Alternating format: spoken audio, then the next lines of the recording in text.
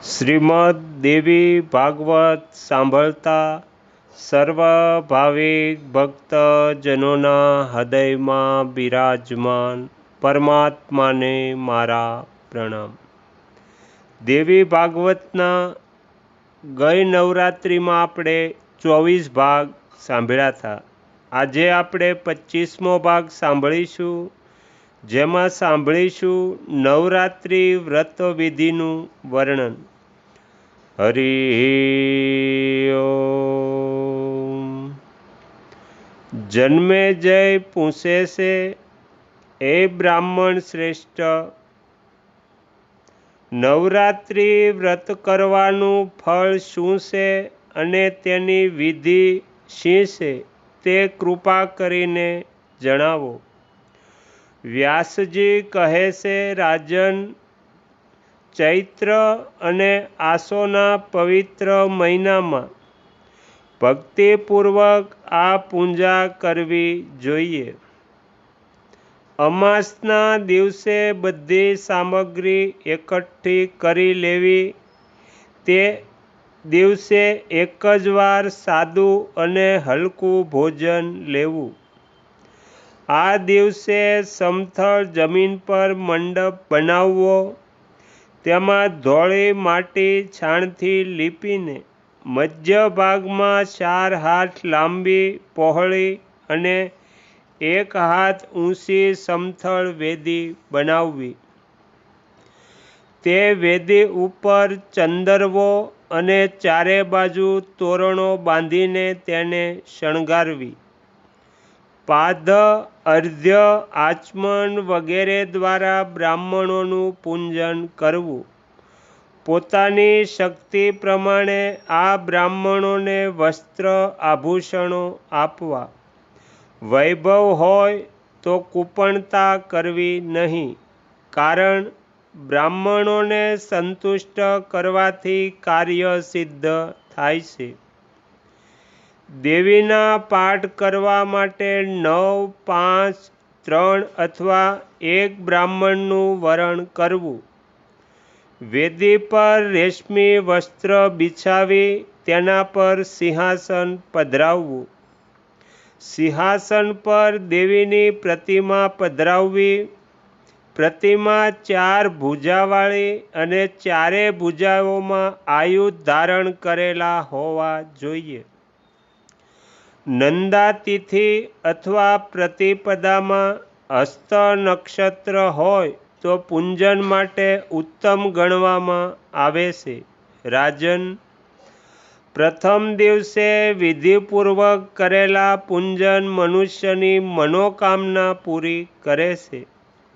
માટે ત્રિકોણ કુંડ બનાવવો જોઈએ અથવા ત્રિકોણ વેદી પણ બનાવી શકાય। દરરોજ સુંદર અને વિવિધ પ્રકારના દ્રવ્યોથી સવાર, બપોર, સાંજે દેવી ભગવતીની પૂજા કરવી અને 9 દિવસ જમીન પર જ સૂવું।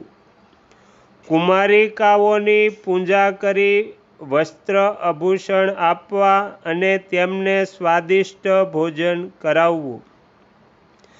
પહેલા દિવસે આ રીતે એક કન્યાનું પૂજન કરવું અને પછી ક્રમશઃ એક કન્યા વધારતા જઈને 9મે દિવસે 9 કન્યાઓનું વિધિવત પૂજન કરવું। કોઈ રાજાને વિદ્યા, વિજય, રાજ્ય અને સુખની ઈચ્છા હોય તો તેણે ભગવતી જગદંબિકાની નિરંતર પૂજા કરવી।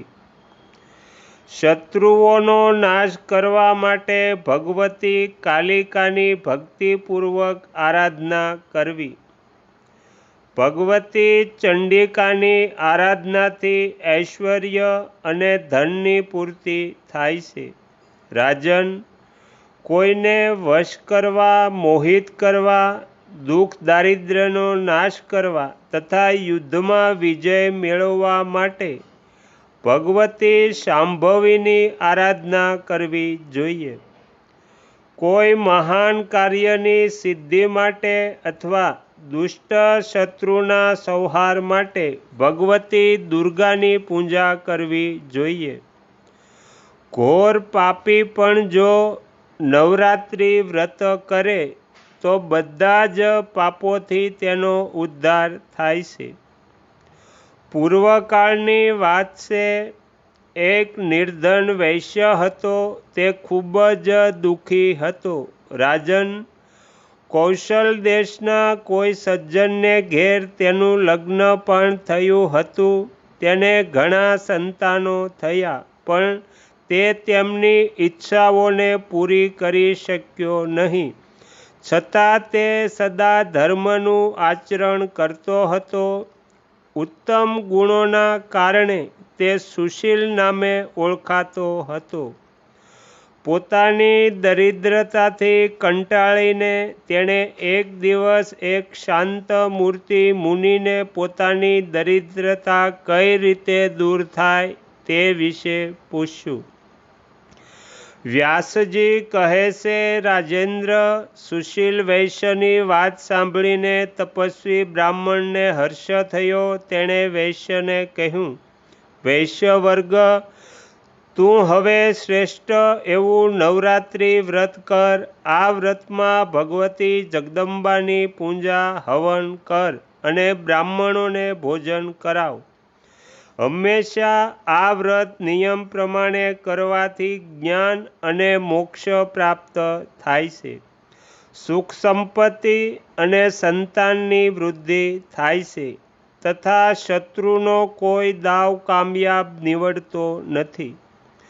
ભગવાન શ્રીરામને વનવાસ થયો હતો. સીતાનું હરણ થયું હતું ત્યારે કિષ્કિંધામાં તેમણે આ વ્રત કર્યું હતું.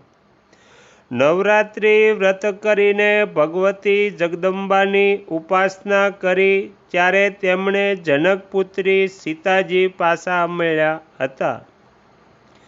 વ્યાસજી કહે છે, રાજન, બ્રાહ્મણની આ વાત સાંભળીને તે સુશીલ વૈશ્ય તેમને પોતાના ગુરુ બનાવ્યા અને તેમની પાસેથી માયાબીજ નામના ભુવનેશ્વરી મંત્રની દીક્ષા લીધી. ત્યાર પછી નવરાત્રિ વ્રત કરીને સંયમપૂર્વક ઉત્તમ ભક્તિ સાથે તેણે તે જપનો આરંભ કર્યો. 9મા વર્ષના અંતિમ નવરાત્રિની આઠમના દિવસે રાત્રિના સમયે ભગવતી પ્રગટ થયા અને તે વૈશ્યને દર્શન આપ્યા અને અનેક પ્રકારના વરદાન આપી તેને કૃતકૃત્ય કરી દીધો. તો અહીંયા શ્રીમદ દેવી ભાગવતનો 25મો ભાગ સમાપ્ત થાય છે. હવે પછીના વિડીયોમાં આપણે 26મો ભાગ સાંભળીશું.